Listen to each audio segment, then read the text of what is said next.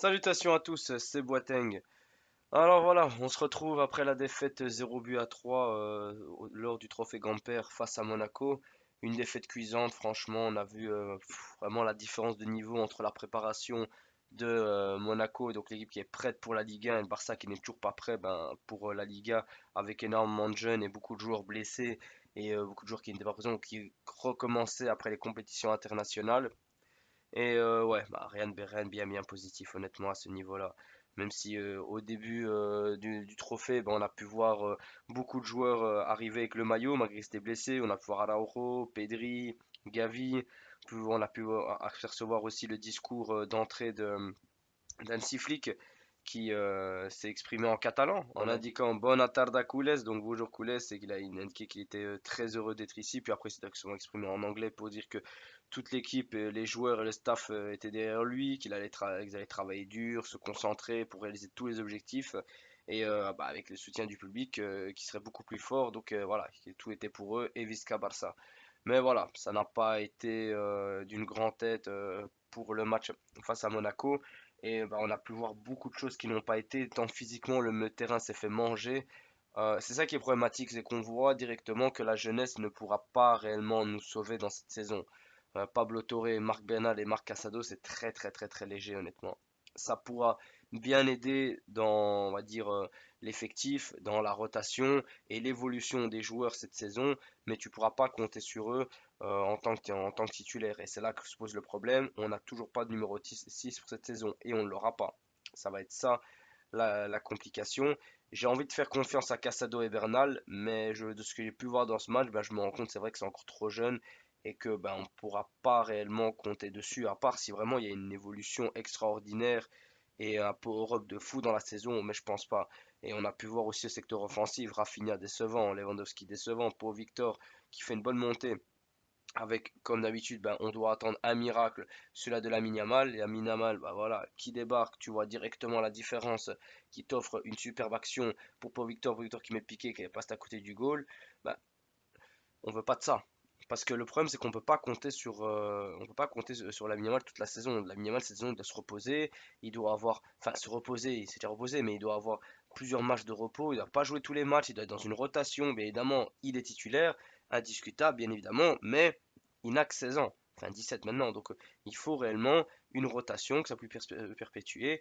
Mais ça risque d'être compliqué. Ferran Torres, pareil. Baldé décevant. La défense incompréhensible. Ter Stegen peu rassurant du tout, honnêtement. Donc, on se retrouve vraiment avec l'équipe à se demander qu'est-ce qui va se passer cette saison. Qui devons-nous recruter? Sachant que Nico ne viendra pas, on a des échos de Kingsley Coman. Mais bon, on connaît ses antécédents avec les blessures et ça s'arrangera pas avec le Barça. On a les blessés, bien évidemment, qui nous font du mal, tant avec Gavi, Pedri, Araujo, Frenkie de Jong, et on n'a aucun joueur qui part. Je suis désolé, Nico Martinez ça doit dégager, Clément Langlais ça doit dégager. Je comprends pas comment ces gars ils peuvent rester. Je comprends pas honnêtement. Après voilà, on se rend compte que il n'y a rien qui va changer. Quand un supporter demande à Laporta, alors vas-y, prends Nico Williams et qui dit on a une bonne équipe. Non, ce que tu as vu là, c'est pas une bonne équipe. C'est peut-être une équipe, mais elle est pas bonne. Faut arrêter un peu. Cette saison est très longue et en plus le premier match que tu as à l'extérieur, c'est contre Valence avec 100 milieux de terrain. On va se faire bouffer dans le milieu de terrain honnêtement. Ils tiendront jamais nos petits jeunes. J'ai beaucoup d'espoir pour eux, c'est des grands talents, mais ils tiendront jamais. Donc voilà. Après, on a comme eu les petites déclarations d'Hansi en fin de match où il dit ce n'est pas idéal, mais au final, nous sommes encore en pré-saison. Il a raison là-dessus. Je sais que l'équipe peut jouer beaucoup mieux qu'aujourd'hui et nous allons nous améliorer contre Valence. Nous devons apprendre de ce match et analyser et l'enseigner aux joueurs. Et ça, c'est vrai. C'est clair que c'est bêtement un match de pré-saison. Donc, il ne faut pas non plus s'inquiéter à 1 million de pourcents, se dire on est foutu, nan. C'est clair, c'est mal parti. Mais voilà, il y a du boulot et on pourrait peut-être arriver à quelque chose d'assez grand. Après, il a aussi fait des déclarations sur Daniel Mo en disant que je le connais depuis la Bundesliga, c'est le genre de joueur dont nous avons besoin dans le dernier tiers du terrain, capable de marquer, de faire la différence. Nous avons besoin, je suis sûr qu'il nous apportera beaucoup de joie. Bah oui, on l'espère aussi, mais là actuellement, c'est compliqué. Pour moi, il apportera rien de grand honnêtement dans ce match, hein. Enfin, dans ce match, dans cette saison.